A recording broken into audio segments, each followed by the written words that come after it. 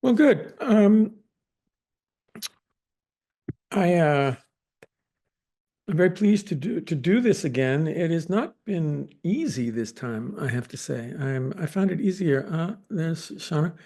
I found it easier last time for some reason. I think it's because of the circumstances in on this occasion. And of course, I'm thinking about our global situation. Um, and in actually, I had some difficulty preparing to my satisfaction. That last night I went to bed thinking, "Oh, I've got to save this tomorrow morning," and wondering how I'd do that. Um, and of course, I woke up earlier than I would have wanted to for that purpose, and so I was scribbling it early in the morning hours, and I'm really not sure about what I have produced. But my aim is to read something to you, and then I want to present the program, the 2025 session, briefly, and just run through what we are doing and be sure you have a full view of that.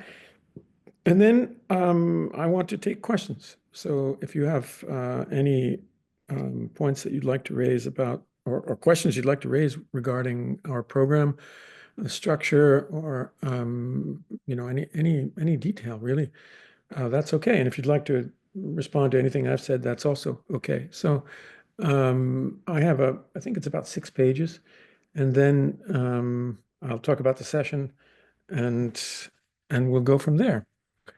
Um, I hope everybody is relatively well from wherever you are, and let's get underway. Um, there's Christopher. So I'm going to read this. Again, I'm a little bit sorry to be reading, but I just felt the need to make a statement, and um, we'll see how this goes. I'm probably going to need to interrupt my statement because I think it's a little too philosophical at points. So I'll have to, work with this a bit, but let's see how it goes.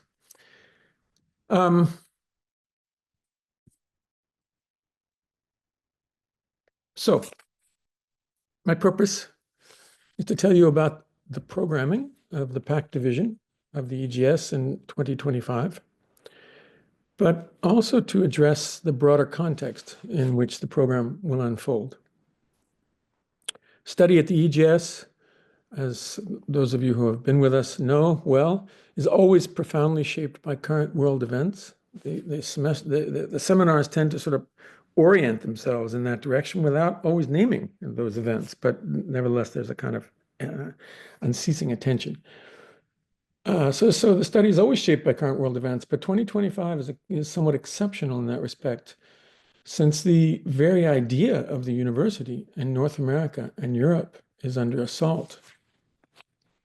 We, the EGS, are a private international institution with a somewhat singular position and structure in global academia.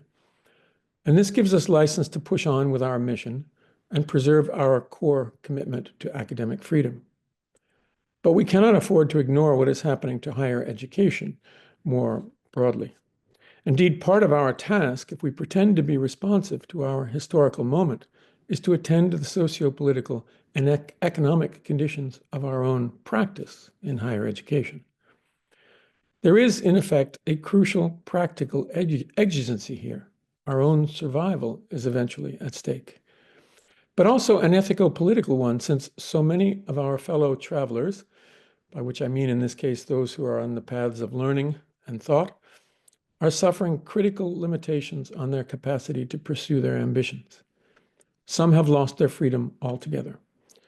Let me adapt a phrase from Maurice Blanchot and say that none of us truly enjoy academic freedom when it is denied to others in our midst. That is to say, in the space where this phrase is supposed to have meaning. Let me start in pursuing these last words by citing two bulletins that reached my news feed in the last 24 hours that bear on the situation in the US. The first relates to the financial assault on elite American institutions and their research programs. I need to pull this up on my phone. I'll just I'll just read this, a few paragraphs here. This is from Bloomberg, just coming up on the news feed. The White House broadened its fight with elite universities, this is April 8th, by freezing federal grants for Cornell and Northwestern, following similar moves against Columbia and Princeton. The administration paused $1.05 billion to Cornell and $790 million to Northwestern because of potential civil rights violations, according to a person with knowledge of the matter. Cornell said that the Department of Defense had sent 75 stop work orders on Tuesday, but the school hasn't received information to confirm the $1 billion figure. Northwestern responded that it also hasn't received official notification from the government.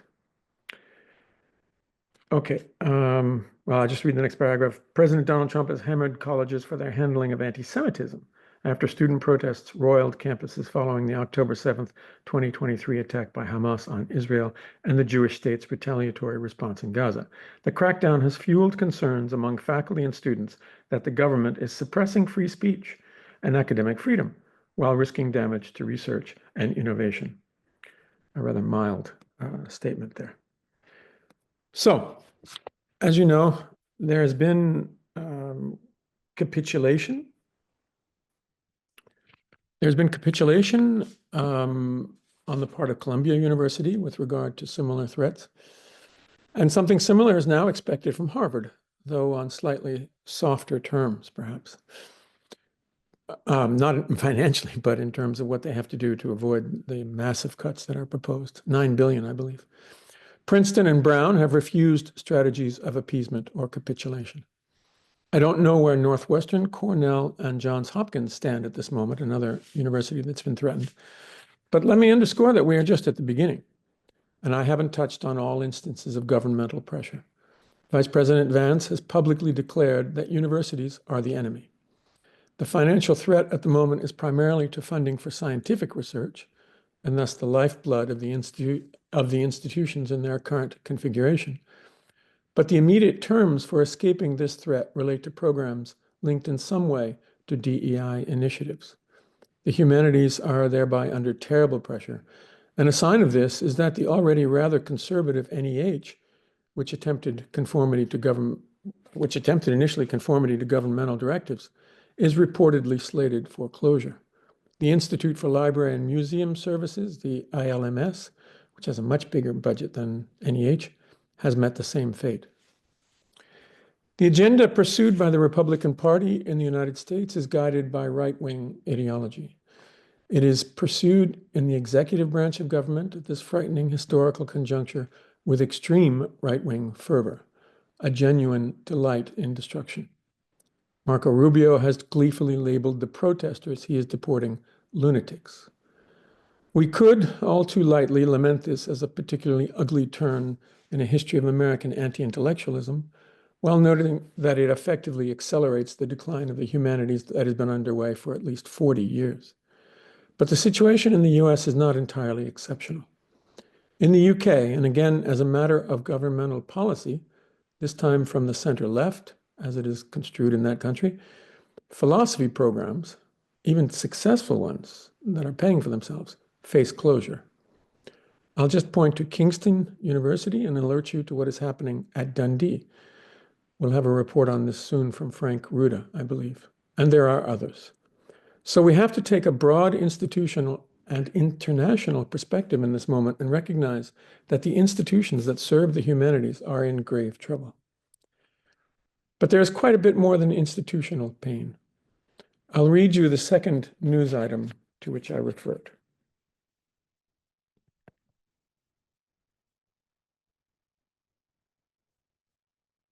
And this goes as follows. Across the country, many college administrators, this is out of the Chronicle of Higher Education. Across the country, many college administrators have had similar unusual experiences in the past week. They've checked an online database and discovered that several international students have abruptly had their immigration documents terminated. Dozens of colleges have announced that the Department of Homeland Security had revoked visas and ended the legal statuses of international students or recent graduates, sometimes without notifying them. At least 147 students have been affected, according to the New York Times. I believe that number is up around 300 now. The University of California, Los Angeles reported that 6 of its international students' statuses were canceled as of Sunday. At Harvard, the number was 3. Stanford University saw 4. For the most part, administrators have said that they were not given specific reasons for the revocations. And in some cases were not told, nor were the students affected, which is not in accordance with the law. So again, 147 people find their visas revoked without explanation, and they don't always find that. It just happens, and then they have a week to get out of the country. And that number is closer to 300, and will be growing certainly in the coming days and weeks. Now, I don't think I need to comment on the meaning of this. This is really quite frightening. As an act of terror, really. But I'll read it with very great. I worry about the safety and the rights of the individuals concerned, of course, but I also feel a very strong desire to find ways for the EGS to help those who have found their paths in academia obstructed, however this has happened. This is a question we'll have to work on as an institution. I haven't figured out how to do this yet, but this is something I hope we can do. I simply want to note at this point that the EGS can potentially become a safe harbor for some, and this is by reason of the financial and legal conditions in which it functions. Again, for the foreseeable future, the EGS is capable of maintaining its core commitments to academic freedom. And this has to do basically with our legal situation, our accreditation and our licensing, but excuse me, also with our financial situation. We are not dependent on external sources. We don't receive money from governmental agencies, nor do we have private donors funding us. We live by tuition, which is difficult in itself, but it gives us a certain freedom with respect to the kinds of constraints that we're reading about. Okay, from there, let me pause over this term academic freedom, which has come up a couple of times now. The term is closely related to freedom of speech, which is a constitutionally guaranteed right in the US, but refers specifically, this term academic freedom refers specifically to the long-established rights of academics to pursue their research in their given fields wherever it leads them, and to share this research with students, other researchers, and the general public. That's a narrow and simplistic definition of academic freedom, to which I will only add that it has sometimes been loosely extended to cover all speech on the part of academics. The idea being that academics should not be censored or penalized in their academic functioning for exercising the right to free speech in public on topics that concern them. This is widely allowed, but there's a distinction between freedom of speech and academic freedom. Judith Butler has recently shared with me a paper on this topic that I hope will be available soon. The modern Western university has been built upon the principle of academic freedom. And we might say that it was actually founded upon it, if we can take the creation of the University of Berlin at the beginning of the 19th century as exemplary in this respect. The concept of academic freedom evoked in this last instance by Humboldt when he was defining how the university should function, actually extends to the practice of thought itself, which is understood to embrace the totality of knowledge and the institutions in which it lives. Here, the instantiation of academic freedom is effectively philosophy. I'm going quickly here, of course, but I want to point to an important dimension of its meaning for the EGS, since we are dedicated to teaching such freedom of thought in cross-disciplinary passages. I'm trying to bring forth a point that's pertinent to what we do at the EGS, and I know that some people will be watching this in order to learn precisely that. So this is why I'm taking a somewhat philosophical turn at this moment to talk about something that I think we share with that original idea of the university. Of course, we don't understand this quite as idealistically as Humboldt did, but nevertheless, there is this idea that that freedom of that academic freedom means a thought that engages the totality of knowledge. Now, one might promptly worry that this this definition depoliticizes the concept, But I would argue that this is not the case. There's something potentially extra political in the passages we explore at the EGS, and this is a good thing because it makes possible a thought of the political. But it is certainly political to fight for academic freedom in the context of the assaults underway. Whether one understands this fundamentally as a fight for the freedom of critical thought as philosophy, or more concretely and locally as an engagement with respect to some given context. I don't want to play down that more local construction. Again, to cite Blanchot, we cannot truly enjoy academic freedom or even freedom of speech when it is denied to others in our midst. So I'm trying to offer an idea of academic freedom that describes the I'm going to sound dirty, and quasi-transcendental movement by which we embrace fundamental concepts in disciplines and their institutions. But then there is also academic freedom in the sense of the capacity to speak concretely about that which we're trying to think in the world. On the one hand, we think the world is such. On the other hand, we think it's facticity and it's concrete dimensions. And there, absolutely, if we are not facing the realities that call to us in our moment, then we are not thinking. So the academic freedom has to have these two movements. What I'm ascribing to the EGS here, in that more philosophical turn, is in fact a kind of traditional stance. We, at the EGS, are reaching into the heart of the tradition of the modern university to draw forth what a university can and should be in our time. This isn't what Humboldt envisioned. It's something very different, but nonetheless, this is the same tradition. And it's the tradition that runs through Kant and Hegel and Humboldt and Nietzsche and Schopenhauer and Heidegger and so on and so forth. I'm paraphrasing Deleuze here.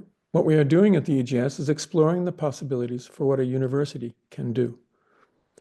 But it is hardly traditional in that this practice can unsettle profoundly many of the established traditions in research programs and teaching. The EGS practices forms of radical critique, radical in that they go to the roots. Not all of these practices have the same ends, and we have different people practicing them for different ends, but they are all addressed to the foundations of our understanding of our world. At the same time, I want to underscore once more that critical thought at the EGS is at the same time insistently worldly, in the sense that Said gave this term, and as you'll see in our program this year. Academic freedom is one of the guarantees and cornerstones of the institution's efforts to make our teaching-led research truthful, by which I mean answerable in our relation to our planet's ecosystem, to others, and to ourselves. A lot of what I have said thus far is offered with respect to what we are attempting institutionally and what our faculty are undertaking. I believe that free critical inquiry is the institution's reason for being and what draws our faculty to us. As you know, we engage faculty who are leaders in their fields, and we offer them a teaching platform that allows them to pursue their research in whatever manner they choose. We meet accreditation standards, of course, both in our EU context and in the North American one. But we don't function as an academic department serving a disciplinary curriculum. We serve a shared critical project, and we effectively invent the curriculum as we go, always answering to the questions of our moment from the grounds of our research in a largely, but not exclusively, continental tradition that reaches back over 200 years. We function as a kind of intellectual society devoted to nourishing a very rich educational experience. The faculty come back year after year for this experience, a teaching experience, and I have been very heartened recently by their reconfirmation of their sense of the importance of this in the current conjuncture. I've had a number of messages to that effect, and they are indeed very heartening. Let me speak a bit about the larger community now and address the question of who studies with us. Here, I should underscore that we have a very diverse group joining us in both the MA and PhD programs and via auditing opportunities, be this online or in person. The diversity genuinely distinguishes the EGS and manifests itself in many forms: age, ethnicity, gender, national background, and academic or professional preparation. It is quite important for the PAC division, this diversity, because it seems invariably to produce an atmosphere of mutual respect. MA students work next to PhD students and to people who have completed their academic studies and have embarked on a profession, and all tend to support one another. It really is quite striking. One might expect some form of internal grouping and even isolation, if only by age and experience or nationality. But that's not really how it works for the most part. Diversity produces community. And since students are coming from such different places, the normal set of expectations in evaluating classmates largely drop away. No one properly belongs in the seminar space any more than anyone else. Students simply join together in coming to grips with what the professors are communicating. It is a fascinating phenomenon. There are brilliant and accomplished people in the seminars, and there are hesitant or shy ones, but no hierarchy forms with respect to the right to speak and engage with the faculty. The professors, of course, play an important role here. In almost all cases, they are acutely aware of the diverse composition of the seminars, the student composition, and address their interlocutors accordingly. Each of them have their ways of doing this, but overall, they tend to conduct their lectures in a way that gives the teaching a kind of public character. They are not presenting their speech to some in-group who knows the relevant jargon or who has special training in a given field, be this philosophy, psychoanalysis, or visual studies, for example. They are speaking to anyone who is there to learn with them, whatever their past preparation. It is very rare that students complain of the material being somehow too difficult, even though it is not being watered down as regards the level of sophistication, which is as high as it gets in a graduate seminar in the humanities, anywhere. I've heard from numerous students over the years that they weren't sure they could get into our program, given the exceptional quality and celebrity of the professors. But the fact is, the people who should be at the EGS are basically the people who want to be there. I know I'm speaking to at least a few in urging you to get over hesitation. It is a very hospitable scene that just happens to involve an exceptional level of an intellectual exchange in exceptionally beautiful locations. For quite a number of students, it is life-changing. A few last words on the people studying with us. When I was writing the little blurb for the Instagram announcement for this event, I inadvertently ran together two different ideas in evoking the notion of inspiration.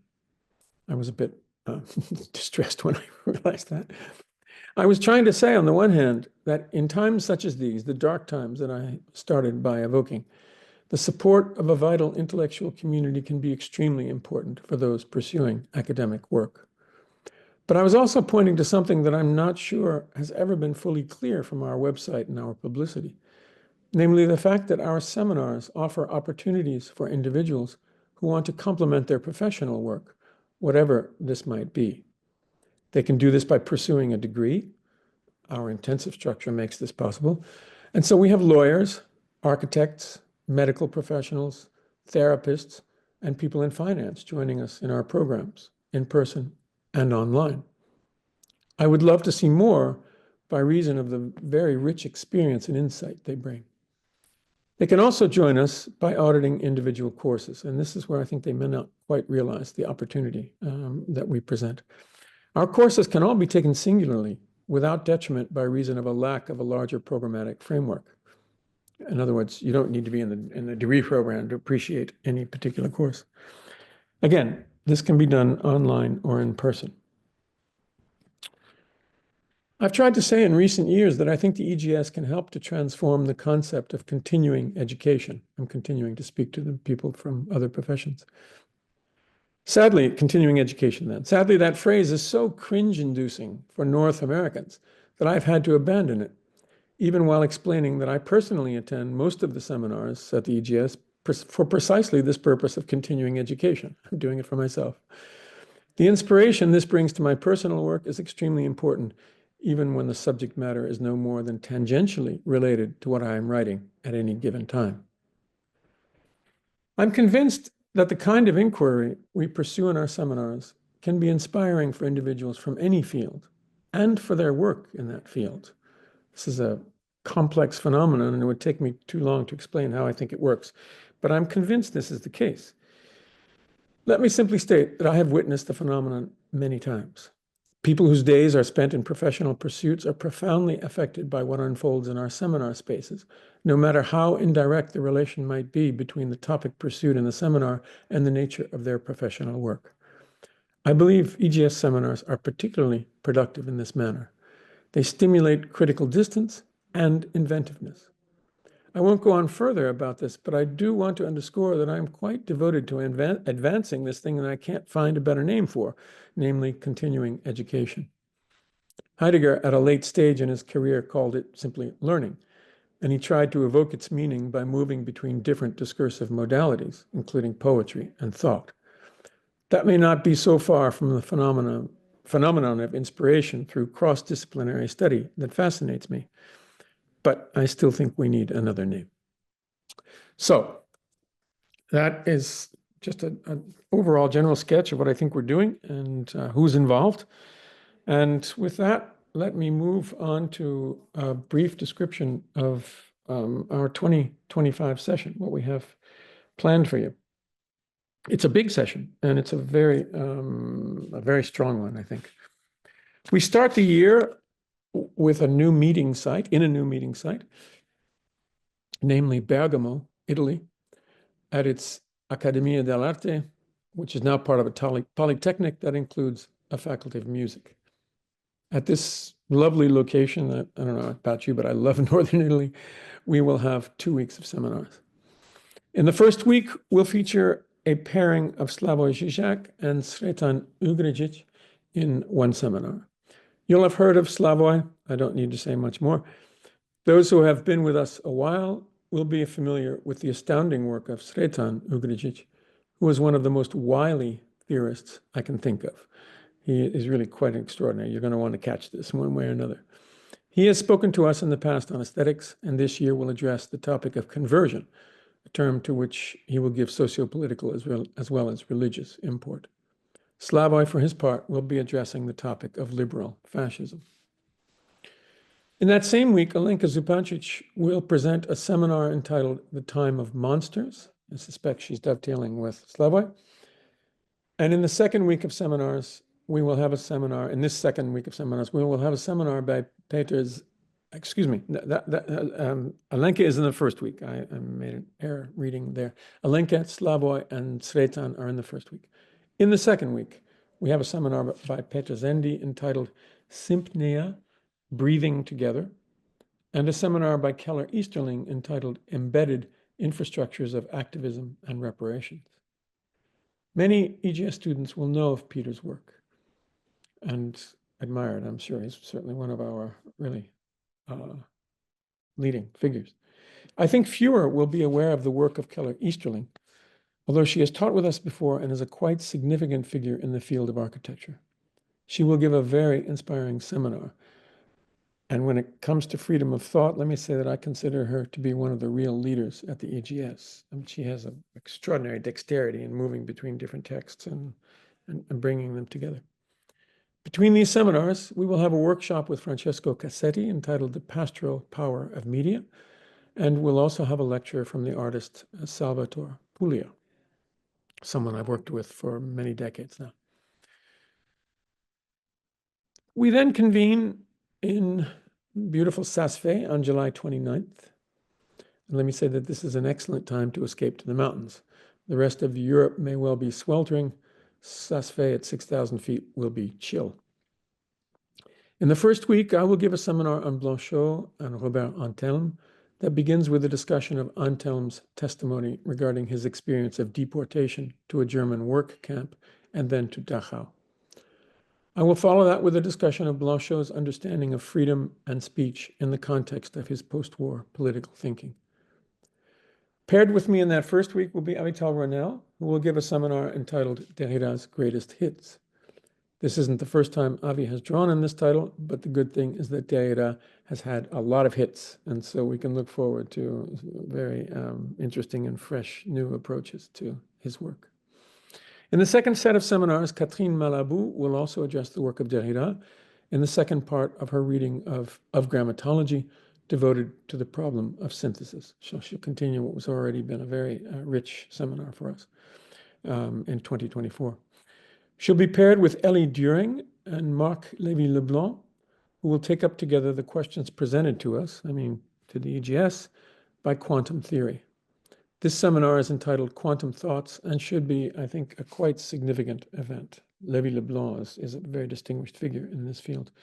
And let me just say that I asked them to do this because I am sometimes, how can I say, made uneasy by appeals to quantum theory and contemporary theory. I wonder about the movement between fields, let's say, in this case, and then I fear that this is kind of figural in some instances. In other instances, it's evidently quite profound. But I thought that if we have a really sustained discussion on quantum thoughts with someone like Lévy-Leblanc and someone like Ellie During, who's quite capable of dialogue with him, we can perhaps bring light to this and have a stronger sense of what it means when we refer to quantum reality. In the third week of seminars, then, we pair Frank Ruda with Achille Mbembe. Frank's title is What is to be Undone? Practices of Courage and Justice. This will take up take further his thoughts on courage, which were really quite powerful last summer in 2024. Achille will be taking up the topic of apartheid, also continuing the moving work undertaken in Saas-Fee last summer. In the final week, we welcome back Etienne Balibar, who will address the topic of intersectionality and anthropological differences, and also Jody Dean, who will pursue the topic of communist freedom. Again, this should be a very rich pairing of political thinkers who have had considerable success at the EGS. I'm sure you see that the big problem facing students this year is choosing only 6 courses from our offerings. Let me just say that you can choose more if you want. In any case, I'm going to make this matter of choice more difficult as I now move to our Malta session. We begin with seminars by Joan Kopchak and Mladen Dolar. Joan, who joins us for the first time at the EGS and has long been awaited, will speak on the topic of biology and the unconscious, on Canguilhem and the concept of life. If you don't know about Joan's work, by all means, please look into it. She is a very accomplished thinker in the area of psychoanalysis and has done tremendous work over decades in that area. Mladen Dolar, for his part, will take up the topic, the end of the age of irony. In the second week, we welcome back to Malta Judith Butler, who will address the topic of new authoritarianisms. Aisha Livia Messina, who has joined us before online, is directing a seminar which is entitled Emmanuel Levinas on Freedom and Corporeality. Again, like many others, this is a week not to be missed. So that is our program. It's a very substantial program, and I hope you will find it as rich as it promises to be. I think it looks terrific. So I'll stop there and open up now to questions from you. I'm sure that there will be something. So please, by all means, feel free to ask me what